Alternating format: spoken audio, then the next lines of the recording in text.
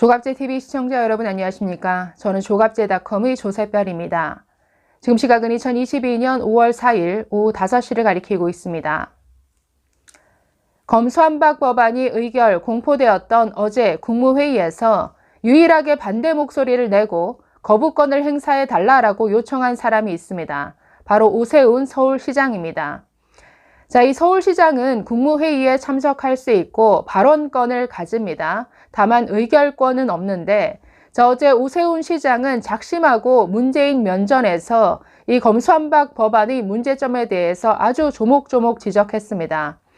어제 국무회의에서 발언했던 그 건의문이 공개가 됐는데 그 내용을 좀 소개해 드리려고 합니다.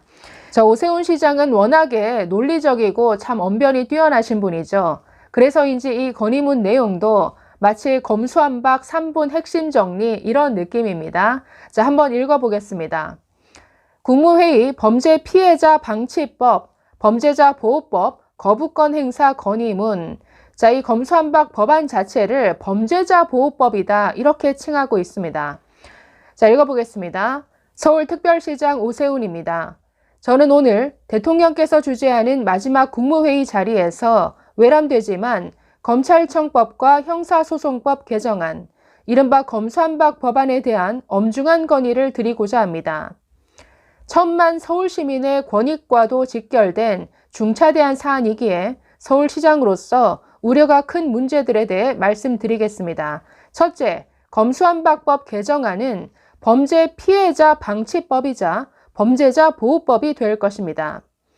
범죄 피해를 입었던 사람이라면 누구나 사건이 조속히 처리되지 않아 애가 탔던 경험이 있을 겁니다. 검찰이 직접 수사하지 못하게 되면 수사부터 기소까지 소요되는 시간이 늘어날 수밖에 없고 결국 범죄 피해자들만 긴 시간 극심한 고통을 받게 됩니다. 실제 대한변호사협회가 소속 변호사를 대상으로 실시한 최근 한 설문조사에서 무려 73%의 응답자가 수사 지연을 경험했다고 합니다. 또 2021년 검경 수사권 조정으로 인해 경찰의 수사 지연이 심각하다는 응답도 66%나 있었습니다. 최근 일선 경찰에서도 현재 수사관 1명당 관할 사건이 50에서 200건에 이르고 수사권 조정 이후 불필요한 업무 과중과 수사 지연이 심각하다며 개정안에 대한 우려의 목소리가 나오고 있습니다.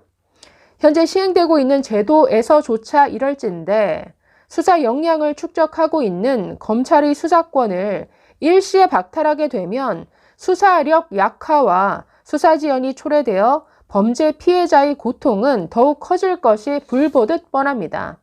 뿐만 아니라 이번 개정안은 범죄자 보호법으로 기능할 것입니다. 검찰 송치 사건의 보안 수사 범위가 제한되면 범죄자는 사실상 죄를 짓고도 처벌받지 않을 수 있기 때문입니다. 검찰의 별건 수사를 막겠다는 취지겠지만 형사소송법 개정안 제196조의 안대로 동일성을 해치지 않는 범위에서만 검찰 수사가 가능토록 하면 공범이나 추가 혐의를 발견해도 검찰의 수사 범위 축소로 인해 여죄, 공범, 범죄 수익 등을 밝혀내기 어렵게 됩니다.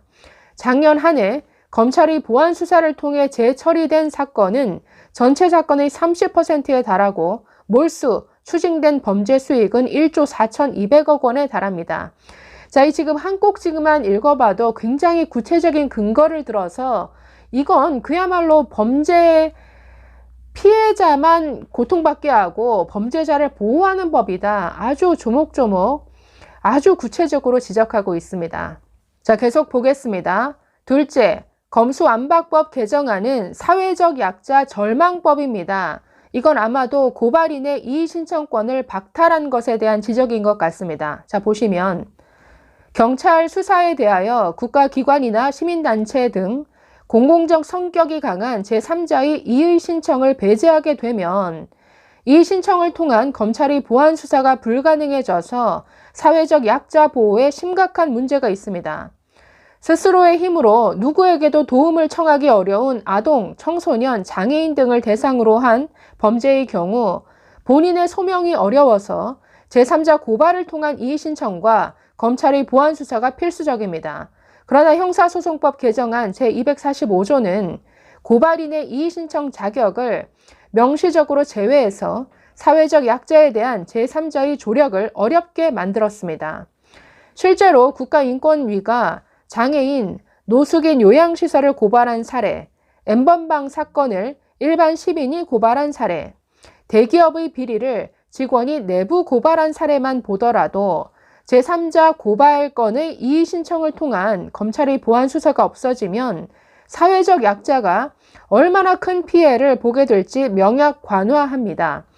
저도 이 부분이 가장 심각한 부분이라는 생각이 드는데 민주당은 끝까지 관철시키고자 한 게 바로 이 고발인의 이의신청권을 박탈하는 거였습니다. 자, 예를 들어서 권력비리 수사, 또 이 산업부 블랙리스트, 또 드루킹 댓글 조작, 전부 제3자가 고발해서 조사가 이루어진 사건입니다. 자, 그런데 지금은 경찰이 조사해서 그냥 혐의를 못 찾았다, 그냥 여기서 수사를 끝내겠다라고 하면 이 고발인이 이의신청을 하면 자동으로 검찰로 사건이 넘어갑니다. 자, 그런데 이 피해 당사자가 아닌 제3자가 고발한 사건에 있어서 이의신청을 못하도록 막아놓으니까 지금 경찰이 끝내버리면 더 이상 진행이 안 된다라는 거죠. 그래서 이게 얼마나 악법인가. 이건 그야말로 권력자들에 대한 시민단체의 어떤 고발이라든가 피해자를 특정하기 어렵죠. 예를 들어서 드루킹 댓글 조작 사건, 그 피해자가 누구를 특정할 수 있나요? 국민 누가 피해를 봤다더라? 어떤 정치 세력의 피해를 봤다더라? 이런 사건에 있어서 피해자가 아닌 제3자가 고발해서 이루어지는 권력비리 사건이 대부분인데 여기에 대한 검찰의 수사를 막아보겠다라는 이러한 취지로 만들어진 악법입니다.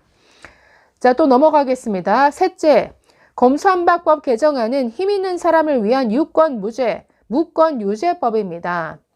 검찰청법 개정안 제4조 1항처럼 공직자 범죄, 선거 범죄 등에 대한 검찰의 수사권을 완전히 일시에 박탈하는 것은 권력을 가진 사람들의 범죄에 눈을 감겠다는 것입니다. 공직자 범죄와 선거 범죄는 경제 범죄, 부패 범죄와 긴밀하게 연결되어 있기 때문에 이를 검찰의 수사 대상에서 제외하게 되면 대형 권력형 비리 사건에 대한 국가의 수사 역량이 약화되고 나아가 힘 있는 정치인과 공직자에게 면죄부를 주게 됩니다. 넷째, 검수완박법 개정안은 내로남불 토사구팽법입니다. 지난 5년간 검찰 개혁과 검경 수사권 조정을 위해 무엇을 하다가 정권이 이양되는 이 시기에 와서야 회기 쪼개기와 꼼수 탈당과 같은 탈법을 통해서 시간에 쫓겨가며 법 개정안을 처리하는지 많은 국민이 의심의 시선으로 지켜보고 있습니다. 이른바 전 정권의 적폐 청산을 위해 검찰을 앞세우다가 새로운 적폐 청산에 대한 국민적 요구가 높은 시점에 검찰을 토세 구팽한다고 보고 있으며 그런 이유로 국민적 여론도 매우 부정적입니다. 대통령께서 그동안 한결같이 강조해 오시던 절차적 정당성과 공정성을 상기해 주십시오. 전 국민이 검수완박 강행 입법과 관련하여 대통령님의 결단을 주시하고 있습니다. 검찰청법과 형사소송법 개정안에 대한 거부권 행사를 통해 대통령으로서 마지막 소임을 다해 주십시오. 감사합니다.